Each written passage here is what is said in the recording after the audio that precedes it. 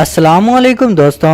तो पिछले एपिसोड के लास्ट में हमने देखा था कि वालिद सुल्ताना ने अलशीजा खातून को अपने पास बुलवा लिया था और उसने उसे कहा था कि मैंने ही तुम्हें तुम्हारे प्यार से जुदा किया था। दोस्तों कुल्लूस उस्मान सीजन 4 एपिसोड 90 में हम जरकुताई को देखेंगे। वो अलगन खातून को तलवारबाजी करना सिखा रहा था। वो अलगन खातून को कहता है कि अलगन खातून कि आ जाओ मुझ पर हमला करो, अब तुम्हें अपने जबान नहीं तुम्हें अपने हाथ चलाने होंगे। अलगन खातून को जरकुताई पे पहले ही बहुत गुस्सा था, इसलिए वो गुस्से पर उस पे हमला कर देती है। जरकुताई बड़ी आसानी से उसके हमले को रोक देता है और अलगन खातून को कहता है कि अलगन खातून मैं तुम्हें ऐसा हथियार चलाना सिखाऊंगा कि बाला खातून तुम्हें बिल्कुल बाजियान में शामिल कर देगी। बाजियान वाली बात पर अलगन खातून बहुत ही गुस्सा करती है और जरकुताई की गर्दन पर तलवार रख देती है और कहती है कि उस्मान साहब को कोई और नहीं मिला था मेरे जो मुझे ट्रेनिंग देता।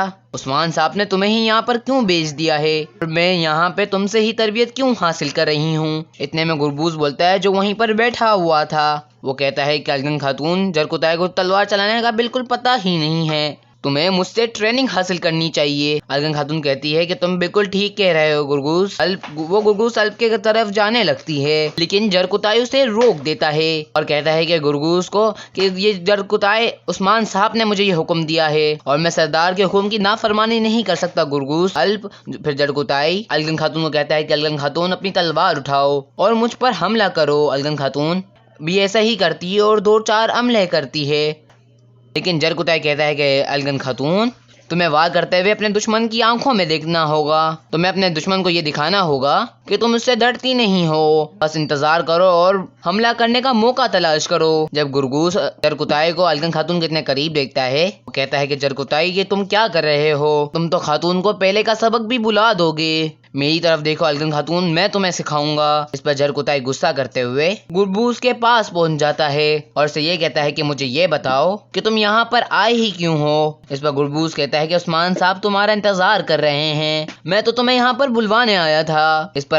जरकुताई कहता है कि पागल तुमने मुझे पहले क्यों नहीं बताया, उस्मान साहब मुझे कब से बुलवा रहे हैं। वो अलगन खातून को कहता है कि अलगन खातून तुम यहीं पर रुको और अपनी तरबियत हासिल करती रहो। फिर वो गुरबूज को उठाता है और फिर तेजी से वहाँ से उस्मान साहब की तरफ चल पड़ता है। उसके बाद हम वालिदा सुल्ताना को दिखेंगे। वो अलजिजिक को कहती है कि अलजिजिक खातून अल्लाह सबसे बड़ा है, इंसान जिससे भी प्यार करता है उसे उसके पास ही होना चाहिए। इस पर अलजिजिक खातून बहुत ही हैरान थी और कहती है कि वालिदा सुल्ताना आज से पहले आपने कभी ऐसी बात नहीं कही, आपने तो मेरी शादी बइंदर भे से करने की कोशिश की थी। इस पर वालिदा सुल्ताना कहती है कि इंसान हमेशा गलतियां करता है, मैं भी एक इंसान हूँ अलजिजिक खातून, यकीनन मैं भी गलत हो सकती हूँ और मुझे पता चल गया है कि मैं उस वक्त गलत थी, लेकिन मैं उस वक्त ये नहीं जानती थी कि तुम और आग तैमूर को कितना प्यार करते हो और अगर मैं ये जानती होती तो मैं कभी बइंदर से वादा नहीं करती।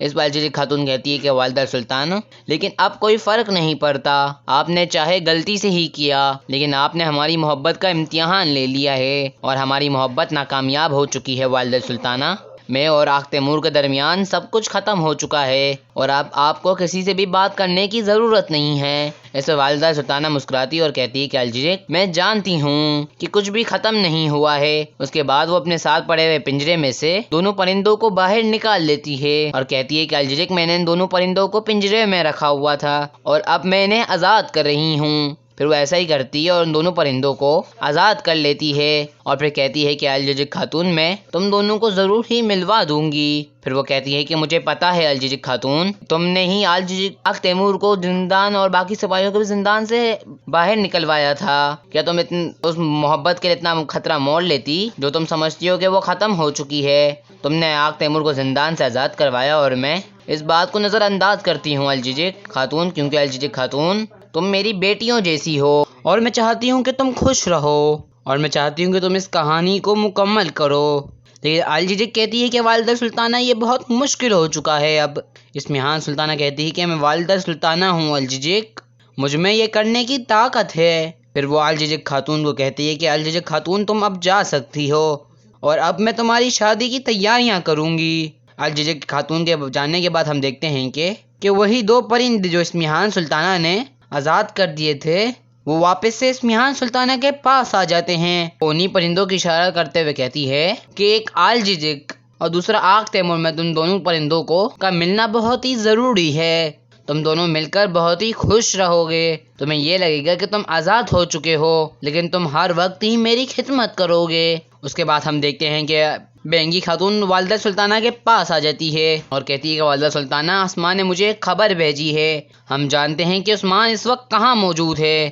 اس کے بعد ہم کائی قبیلے میں عثمان صاحب کو دیکھیں گے. عثمان صاحب کہہ رہے تھے کہ ہم نے اپنے قبیلے کی مشکلات پر قابو پا لیا ہے، تو اب ہم اپنی فتوحات آگے جاری رکھ سکتے ہیں. اور اب کانتا قزنوس کی موت نے دشمنوں کو خوف زدہ کر لیا ہے. ہمارے دشمن اپنی ضروری احتیاطی تدابیر اپنائیں گے، لیکن سب سے پہلے ہمیں کوپرو حصار قلعے کی موجودہ صورتحال جاننے کی ضرورت ہے. وقت آ چکا ہے جرکوتائی، تم وہاں پر الگن خاتون کے ساتھ جاؤ گے. اس پر گربوز کہتا ہے کہ عثمان صاحب، آپ مجھے بھی ساتھ جانے دیں، میں کوپرو حصار قلعے کو اچھی طرح جانتا ہوں. عثمان صاحب کہتے ہیں کہ تمہیں جو کچھ بھی معلوم ہے تو پھر تم سب کچھ جرکوتائی کو کیوں نہیں بتاتے؟ تم میرے ساتھ ہی رہو گے گربوز، تمہاری یہاں پر مجھے ضرورت ہے. اس پر جرکوتائی کہتا ہے کہ اللہ کے حکم سے عثمان صاحب، ہم ان کی سانس لینے کی خبر بھی حاصل کر لیں گے. عثمان صاحب کہتے ہیں کہ ہمیں یہ جاننے کی ضرورت ہے کہ اس وقت کوپرو حصار قلعے میں کیا چل رہا ہے. جاننے کے بعد ہم کوپرو حصار قلعے کو جلد ہی جلد اپنی زمینوں میں شامل کر لیں گے انشاءاللہ. پھر عثمان صاحب اپنے بیٹوں کو کہتے ہیں، علاء الدین اور عروران، تم سلطان مسعود کے پاس جاؤ گے. سلطان مسعود نے بغاوت کے لیے اپنے سرداران کو خط لکھنے ہیں اور اب تک وہ خط ضرور تیار ہو چکے ہوں گے. آپ سلطان کے وہ خط لے کر جائیں گے اور ان تمام سرداروں کو دیں گے. ان کے لیے بھی کچھ کھانا بھی لے جانا. ان سے پوچھ لینا اگر ان کو کوئی اور چیز کی ضرورت ہو تو انہیں وہ ضرور پہنچانا. جب وہ دونوں یہاں سے جانے لگتے ہیں تو بالا خاتون کہتی ہیں کہ اب حالات بہت ہی خراب ہو چکے ہیں، تم اپنے ساتھ کچھ سپاہیوں کو بھی ضرور لے جانا بچوں. لیکن عثمان صاحب کہتے ہیں کہ بالکل نہیں، جو ان کے ساتھ سپاہی موجود ہیں وہی کافی ہیں، انہیں اپنا خیال خود ہی رکھنا ہوگا. اس پر روحان بالا خاتون کو کہتا ہے، بالا اماں، اگر کام مشکل ہے تو ہم بھی پہلے سے کافی مضبوط ہو چکے ہیں. اس کے بعد ہم والدہ سلطانہ کو دیکھیں گے جو کائی قبیلے میں عثمان صاحب کی طرف جا رہی تھی اور راستے میں ایک جگہ رک جاتی ہے اور آؤ جی کو کہتی ہے، آؤ جی، اب ہمیں پتہ چل چکا ہے کہ مسعود کہاں پر ہے، تم اس جگہ پر ضرور جانا کہ جس جگہ کے بارے میں ہمیں آسماں نے بتایا ہے. پھر آؤ جی وہاں سے سلطان مسعود کو ڈھونڈنے کے لیے نکل جاتا ہے اور وہاں والدہ سلطانہ کائی قبیلے کی طرف چل پڑتی ہے. اس کے بعد ہم کائی قبیلے میں کوہ نور کو دیکھیں گے. کوہ نور عثمان صاحب سے پوچھتا ہے کہ عثمان صاحب، ہم کب تک اس سلطان مسعود کو اپنے پاس ہی رکھیں گے؟ عثمان صاحب کہتے ہیں کہ ایک دفعہ ان کو خطوں کے جوابات ضرور مل جائیں جو سلطان سرداران کی طرف بھیج رہے ہیں. اس کے بعد ہمیں پتہ چل جائے گا کہ کون کون سردار ہمارا ساتھ دیں گے. پھر ہم انہی سرداروں کے مطابق ہی اپنے اگلے قدم کی طرف بڑھیں گے. اس پر برہان کہتا ہے کہ عثمان صاحب، ہم یہ تو ضرور کر لیں گے، لیکن ہمیں ہر جگہ ایک باغی کی طور پر دیکھا جا رہا ہے. عثمان سلطانہ ہمیں کبھی بھی آرام سے نہیں رہنے دے گی. اس پر عثمان صاحب کہتے ہیں کہ ہمیں کوئی بھی آرام کی ضرورت نہیں ہے برہان، ہم ہمیشہ ہی مشکل راستوں میں چلنے کا فیصلہ کرتے ہیں. پھر عثمان صاحب کوہ نور کو کہتے ہیں کہ تم قزز ایکا کے قریب تم ایک قرار گاہ بناؤ گے، لیکن وہاں پر کوئی اور سامان نہیں بنے گا، وہاں پہ صرف تم تلواریں ہی بناؤ گے اور وہاں پر صرف سپاہیوں کو تربیت دی جائے گی اور وقت آنے پر ہمارے لیے تمام سامان فتح کا تیار ہو جائے گا.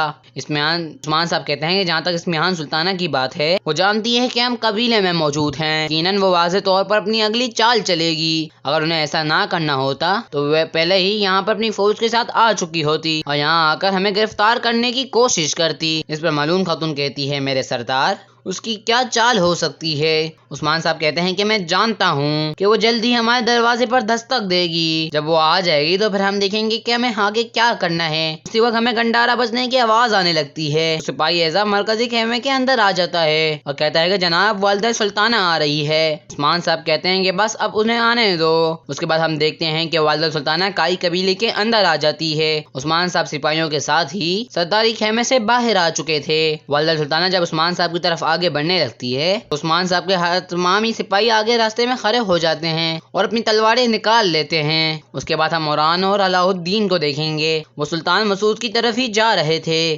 اسی راستے میں ہم آؤجی کو دیکھتے ہیں جو اپنے سپاہیوں کے ساتھ عران اور علاء الدین کا پیچھا کر رہا تھا. اس کو ایک سپاہی آ کر بتاتا ہے کہ جناب، اسی طرف نشانات جا رہے ہیں. وہ کہتا ہے کہ سپاہیوں، ہمیں جلدی کرنی ہوگی، مسعود یہیں پر کہیں قریب ہی ہوگا. ہم اس وقت تک آگے بڑھتے رہیں گے جب تک ہم مسعود کو تلاش نہیں کر لیتے. اس کے بعد ہم قمر الابدال اور سلطان مسعود کو دیکھیں گے. علاء الدین اور عران اور باقی تمام سپاہی اس تک پہنچ جاتے ہیں۔ ان کے پہنچنے کے بعد علاؤدین کہتا ہے ہم آپ کے لیے کچھ کھانا لائے ہیں، اور آن کہتا ہے کہ سلطان حضرت کہ عثمان صاحب کی طرف آپ کو کچھ امانت بھیجنی ہے، ہم وہی امانت لینے کے لیے آپ کے پاس آئے ہیں۔ اس پر سلطان مسعود کہتا ہے کہ ایسا ہی ہے اورحان، میں نے سرداران کو بھیجنے والے خط بالکل تیار کر دیے ہیں۔ اتنے میں ایک سپاہی وہاں پر آ جاتا ہے اور کہتا ہے کہ جناب والدہ سلطانہ کے سپاہی ہمارے پیچھے ہی آ رہے ہیں، اس کے بعد ہم کائی قبیلے میں دیکھیں گے۔ والدہ سلطانہ اپنے سپاہیوں کو کہتی ہے کہ سپاہیوں اپنی تلواریں نیچے کر دو۔